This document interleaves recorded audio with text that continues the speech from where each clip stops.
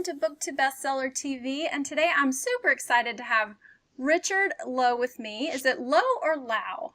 Lowe. Lowe, excellent. Okay, so Richard Lowe Jr. is a best-selling author who has published 63 books. Oh my gosh. You've ghostwritten 12 books and produced several hundred articles for blogs and publications. You are the owner and senior writer of The Writing King, which provides services such as ghostwriting, book coaching, WordPress implementation, blogging, and copywriting. Richard is also a senior LinkedIn branding specialist and has written over 150 LinkedIn profiles. So that is quite a lot of experience with the profile, LinkedIn profiles and also writing. So I'm super excited you're here with us today. And let's just get right into your books and tell us all about, first of all, let's talk about your LinkedIn profiles book. Tell us what that's all about and why you wrote it and what it can do for us. Well, the book's called Focus on LinkedIn.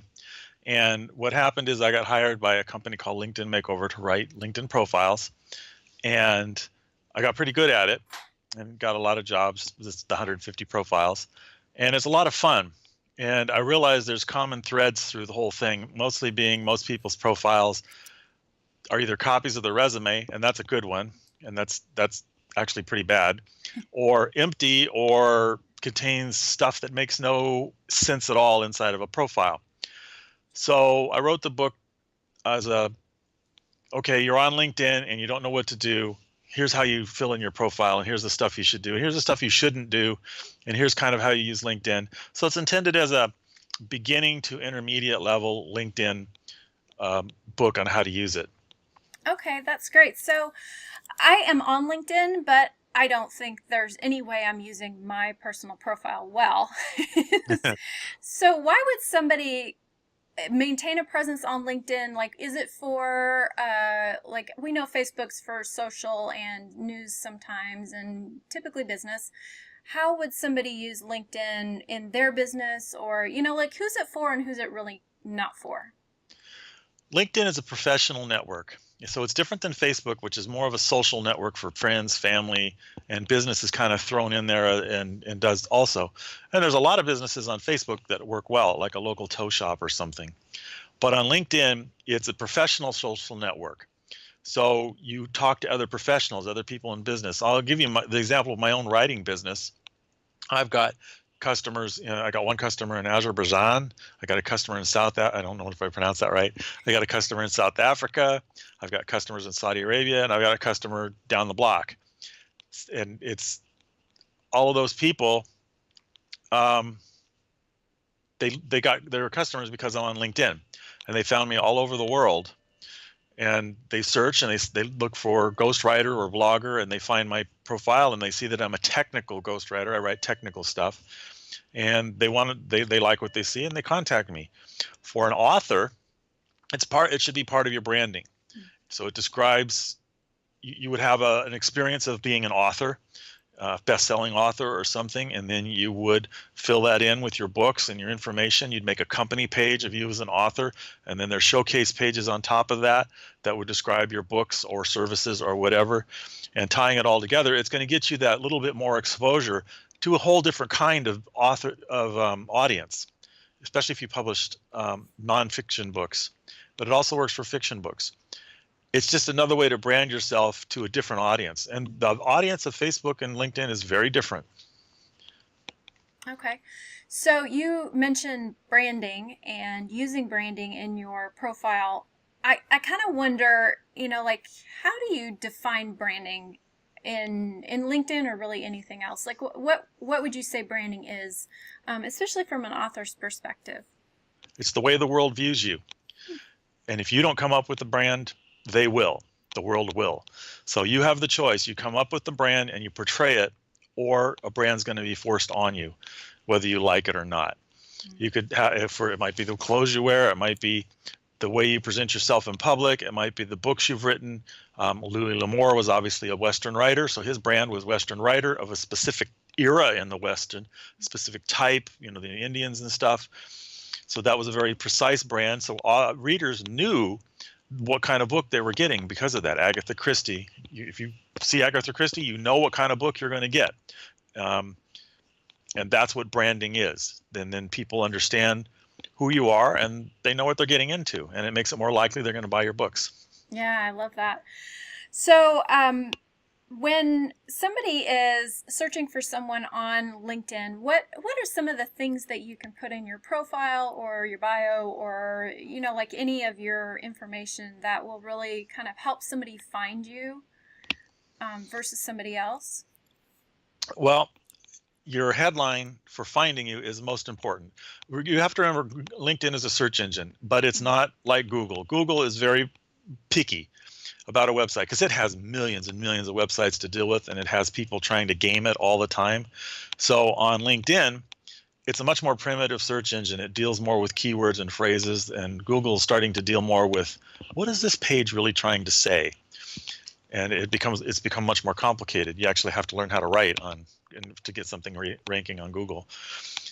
But on LinkedIn, in your headline, you put some keywords. So my title is I'm an author, and my headline is Westerns and American Indians and stuff like that, and whatever else makes sense.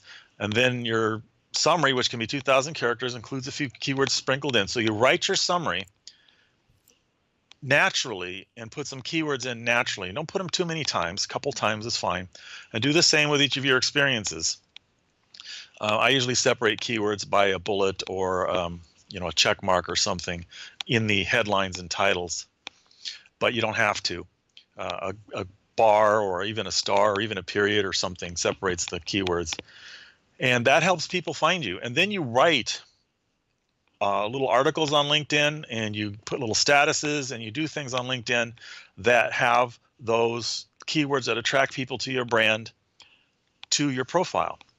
Like ghostwriter, I would write about ghostwriter, ghostwriting, technical ghostwriting, ghost blogging, all kinds of things that are related to the brand that help LinkedIn build a picture that I'm a ghostwriter, and then get recommendations on my ghostwriting, and LinkedIn starts to build a picture. So, okay, I'm going to send some people who want ghostwriting, technical ghostwriting actually, over to Richard.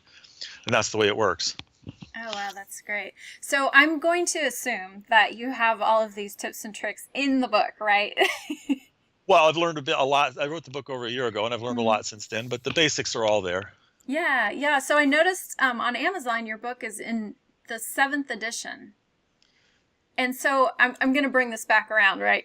Okay, so within technical writing, I have to assume that you are making updates to your material, and you have to stay on top of every advance in technology as it comes, right? I mean, you can't just have this static book with static information. It's all kind of happening, all at the same time, and then you have to stay on top of it to write about it. Is that a correct assumption? Yes. Well, I purposely wrote the book so that it doesn't include screenshots and things, at least not very many. So all of the changes that Microsoft just made when they bought LinkedIn, the concepts are all the same. So the book works just fine. But occasionally I'll run across something where I've learned something new, and I'll do an update to the book. And because I'm an indie publisher, I just upload it. That's a major advantage from indie versus traditional. In a traditional publisher, you can't do that. You have to put out a whole new edition, and it takes months and months and months. Indie publisher, if somebody says, "Oh, there's a grammar error on page 256," I'll have a new one up there tonight, paperback and Kindle version, and the hardcover version will be up in a couple days. They'll have hardcovers too. Yeah, that's a good point, because it used to be you go to press for 10,000 copies, and if you had an error in it, you had an error in it, and you had to blow through all 10,000 copies before you could get a brand new error-free version. So yeah, definite advantage of self-publishing for sure. And I remember books that used to have errata sheets in them. Oh yeah. Or like I follow the quilting industry too, and so within the quilting industry, there's usually an entire page on the author's website that will contain all the all the errors, and it's just to be expected. Page 34 and 44 got reversed. Yeah, or cut this with 2 1/4 instead of 2 1/2. And that's like critical information if you're trying to do something. And now you just re-upload a copy and don't worry about it. Yep, exactly right. Okay, so you talked about being a ghostwriter and, kind of how that works, but can you kind of lead us through the process of ghostwriting? Sure. Well, there's multiple kinds of ghostwriting. The typical ghostwriting project, and what most ghostwriters do, is say you came to me and you said you wanted a book written. We'd interview each other, or I'd interview you, and get your notes and get your probably audio recordings and have them transcribed and whatever other materials you got, and then I would write the book. I usually write chapter by chapter and send you the chapters as they go. Some ghostwriters send you the whole thing when they're done, because they want to just do it that way. But I prefer not knowing that it was wrong until as I go, rather than at the end. It just depends on the writer and the customer. And then when you're done, you've got a book, and the ghostwriter goes away and he got his money, and that's the way it works. Yeah. So the copyright remains in the author's name, not the ghostwriter's name, correct? It's considered work for hire. Mm-hmm. So it's the same as if you hired somebody to make a quilt for you. The quilt is still owned by you. Gotcha. Okay, so I love that you talk about ghostwriting and the perspective of getting the information from the author in whatever form that information exists. So it could be an audio, it could be material they've already produced, and now your job as the ghostwriter is to form it into a cohesive book, unit. Yeah. That's correct. Starting with an outline, and then getting approval on the outline, and then working through each chapter.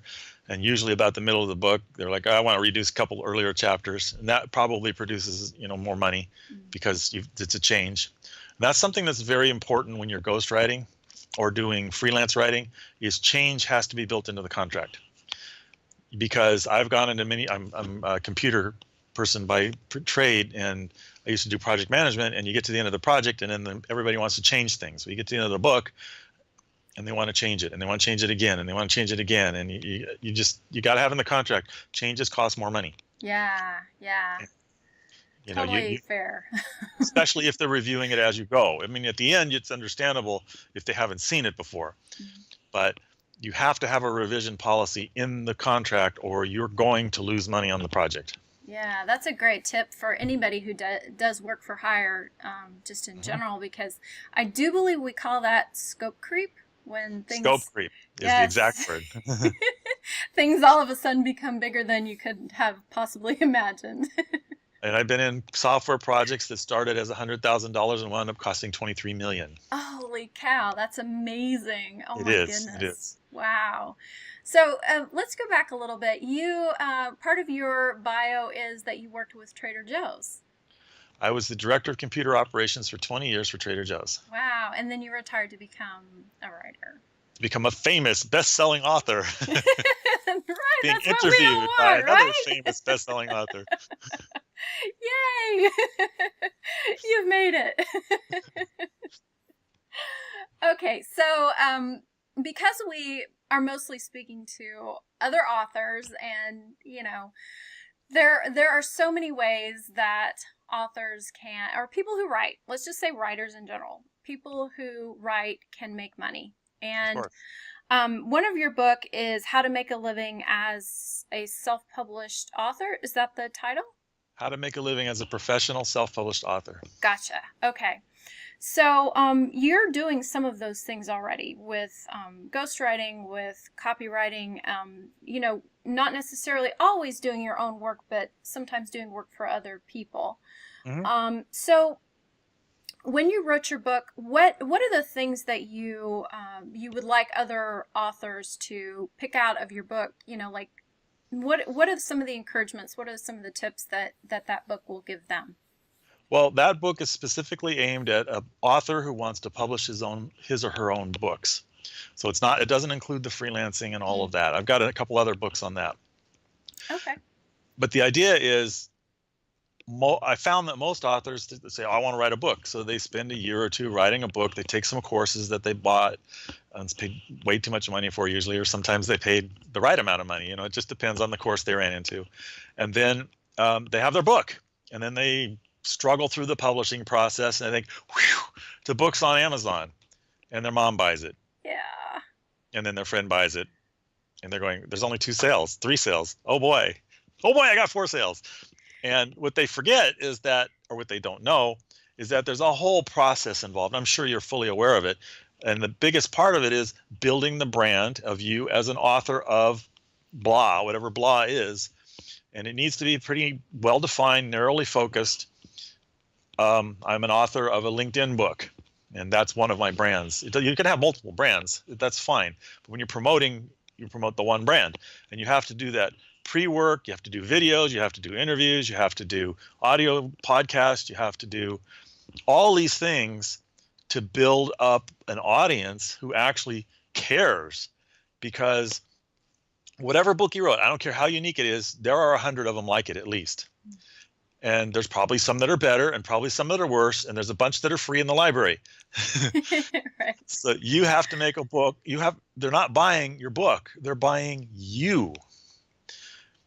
And you have to sell you to these people, especially when you're an indie publisher. And I'm using the word indie and not self-publishing specifically as independent publisher, because that's really what we are.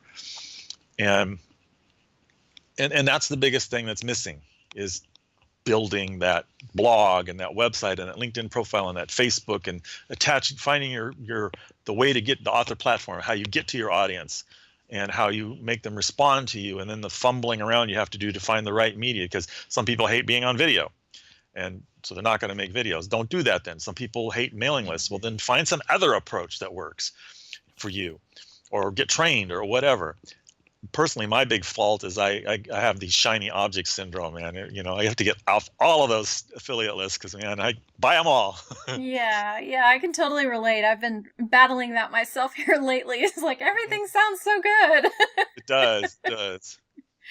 Yeah. So even within that, what about social media just in general? So a lot of people, they kind of found their place on Facebook, and a lot of people have found their place on LinkedIn. How do you feel about that? Do you feel like there should be multiples that we should be fairly active on, or should we pick one and just hit that really hard? What do you think about that? Well, you have to find the channel or channels, preferably, that work for you. For me, social media is dead on arrival. It doesn't sell well for nonfiction books, I have found, at least my books.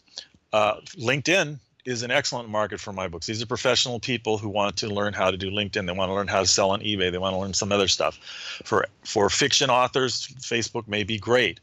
One caution about social media, and you know this, and everybody here knows this, and everybody's going to nod their head and say, yep, it's a black hole of time. Yeah. I mean, it's communication, and we all love to chat and talk, and these little, you intend just to put out there, I wrote a book, and suddenly you've got 15 people commenting. You have to keep, how many commenting? You got to stop that.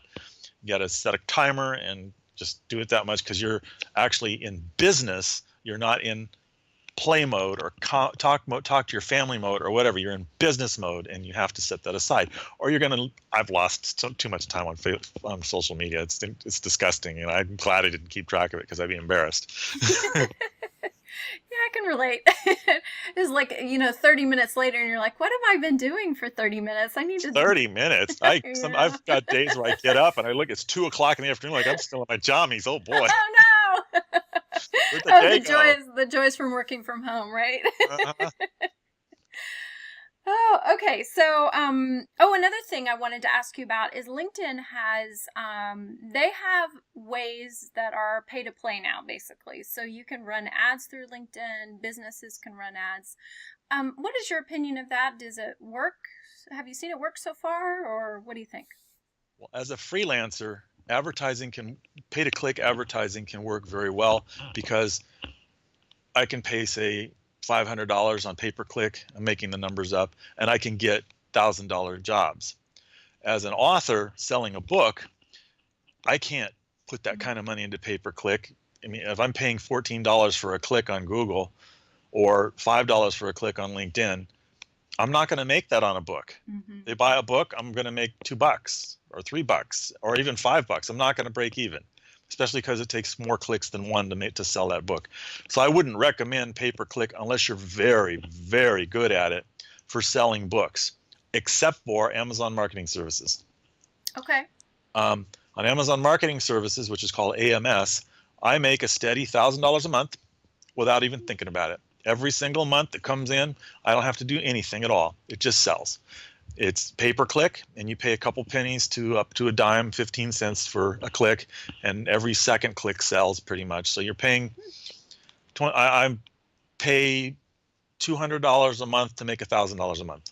Every day, all day long. Absolutely. And I do nothing other than once a month I go in there and tune some of the keywords and then go, oh my God, I changed it in the sales file and I have to change it back, Okay, so you're doing the keyword version versus the comparable titles version? The comparable titles version, from lots of experience and from anecdotal evidence from other people, does not work for books.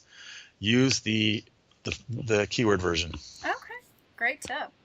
Yeah, it simply doesn't work. And I actually have a product that I sell that talks all about it. Oh, tell us about that. It's called AMS ATM. It's on my website, thewritingking.com. Okay. For AMS, automatic teller machine. Nice. Like you walk up to it and money comes out. I think it's under $10 and it's a PDF file, and it talks all about how to use AMS and how to leverage it. And it's a case study of what I did. Oh, very cool. I love that. So if you go to my website, thewritingking.com, and click on the link that says products, it'll be right there. Okay, very cool. So I do believe you've given us a free gift to look for today. The free gift link URL is linkedin.thewritingking.com, and it is how to take control of your personal brand on LinkedIn. So I am excited about offering that to our viewers, and I will have the link down below the video today. And anything else you'd like to let us know before we call it done? Well, I've got one other book I'll mention briefly, and it's it's about networking. And basically, one of the things that authors need to do is network. Network your business to prosperity. I had a brain fade there. Network your business to prosperity. And what it talks about is how to get out there in the world and how to build that social network, not online, but in the real world, because that's the other thing authors need to be doing. Speak, go to libraries, do book signings, learn, talk to people. Oh my God, talk to people. And this book will tell you how to do that and how to make it work. It's a matter of getting people to know, like, and trust you. If they know you and they start to like you, they'll start to trust you. And once they trust you, they'll buy anything you put on the table. Nice. Very good. And that's what that book's about. It's a short one. Okay. And one more time, the name on that? Network your business to prosperity. Perfect. Okay. On Amazon, I'm assuming. Yeah, I could send you the links if you want. That'd be great. Yeah, and I'll add the links to the show notes. Yep. All right. Well, thank you so much for being with me today. I really My pleasure. It's been such a pleasure to get to talk with you and pick your brain a little bit about your books and LinkedIn and writing as a business and all of that good stuff. So I really appreciate it. My pleasure. Anytime you want. All right. Thanks so much. Okay.